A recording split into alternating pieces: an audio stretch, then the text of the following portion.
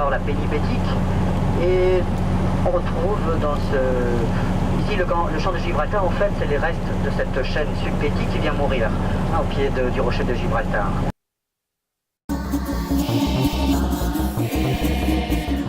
Démarcation de la Sierra subbétique. Les origines.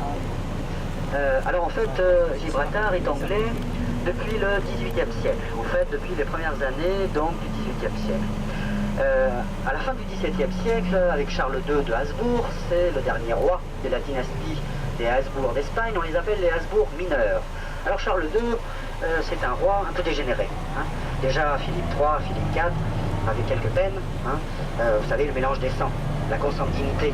On se marie dans cousins, cousines, entre tantes, nièces, oncles, etc.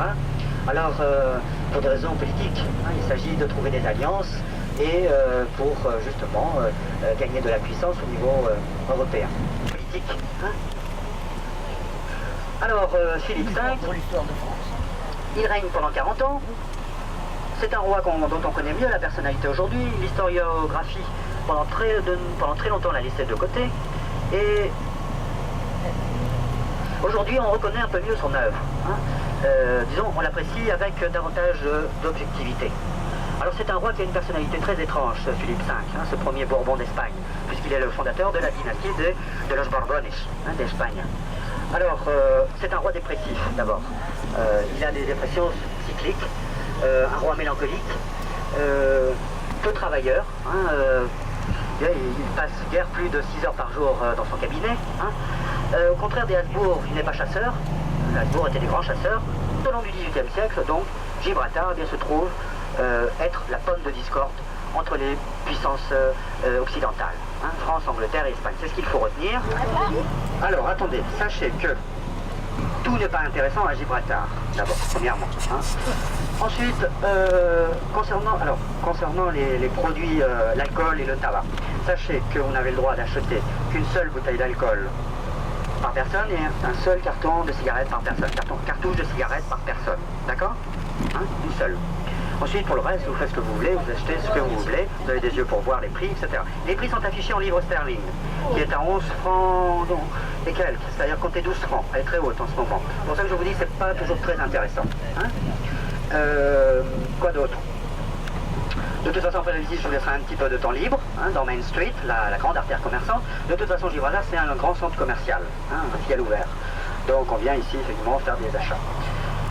Je n'ai jamais pensé que Gibraltar était très intéressant, hein, mais sur des produits vraiment spécifiques, comme les cosmétiques, la parfumerie, les produits électroniques, les appareils photo, des choses comme ça, effectivement, peut-être, vous le verrez, vous jugerez. Moi, par rapport à l'Espagne, ce n'est pas plus intéressant, mais par rapport à la France, je crois que si. Hein. Les gens, alors, les prix sont en livres sterling, hein, donc le taux à peu près 12 francs. Dans les magasins, vous pouvez payer en peseta ou en livres sterling, vous pouvez payer en peseta. Et quelques magasins acceptent des francs français également. Hein. Pas tous, mais donc vous demandez. Les gens parlent espagnol ou anglais, comme je vous l'ai dit, quelques-uns parlent français également. Vous avez beaucoup de touristes français à Gibraltar.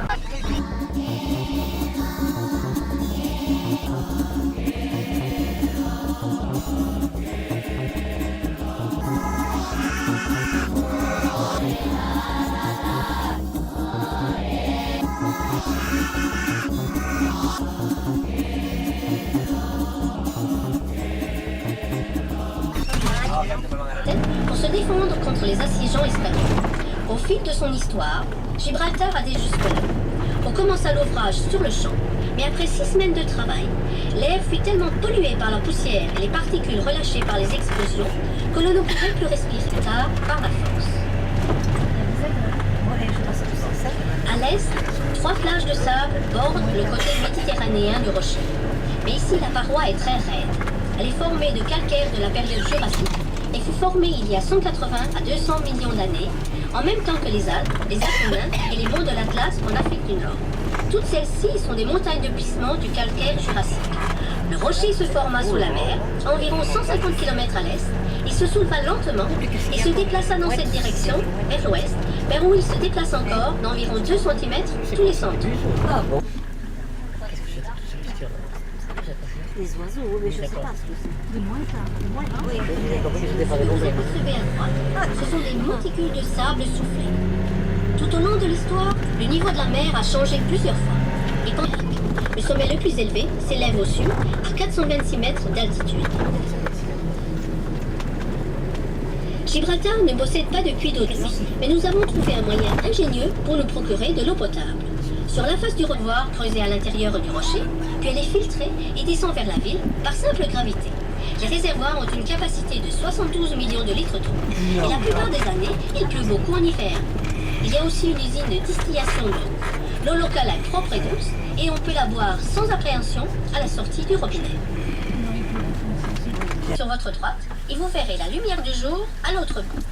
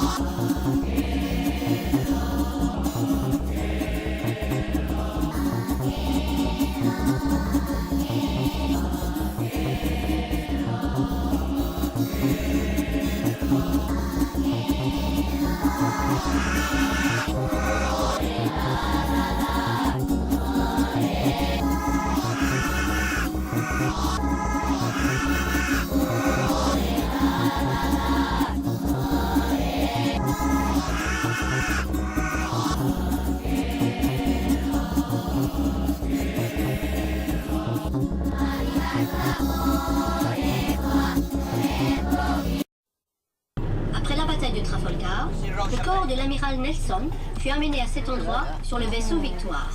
Puis le bateau le ramena en Angleterre, où il fut enterré dans la cathédrale Saint-Paul à Londres. Les autres hommes tués dans la bataille furent ensevelis dans la mer, et ceux qui décédèrent plus tard de leurs blessures reposent ici, dans le cimetière de Trafalgar. Et chaque année, le jour anniversaire de la bataille de Trafalgar, au mois d'octobre, il y a un défilé commémoratif au cimetière. À votre gauche, vous voyez un fort appelé la Loge du Pasteur, construit en 1875 pour protéger Rosia, qui était à l'époque le seul fort. À votre droite, vous voyez d'abord quelques buissons, puis une batterie sur laquelle se tient un grand canon. C'est le canon de 100 tonnes de gueule de charge, dont il existe seulement 2 exemplaires, l'autre étant sur l'île de Malte. Cette pièce d'artillerie fut fabriquée en 1884. Il tirait des obus de 2000 livres à une distance de 8 km toutes les 4 minutes. On demanda à la population d'ouvrir ses fenêtres pour que les vitres ne se cassent pas quand on tirait au canon.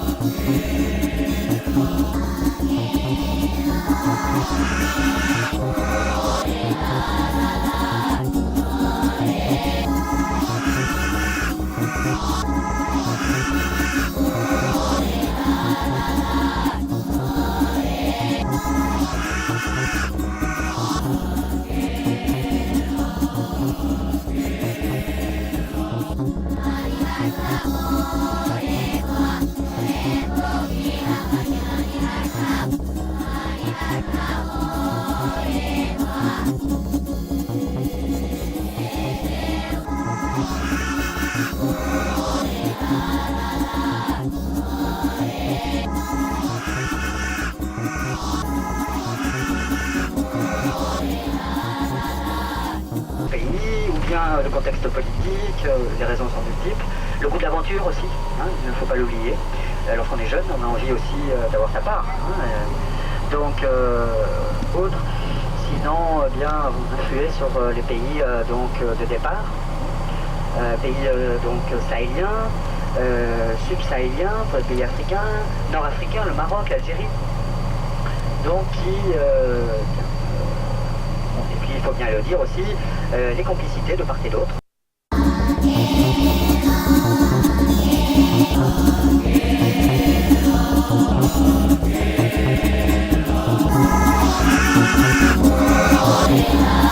La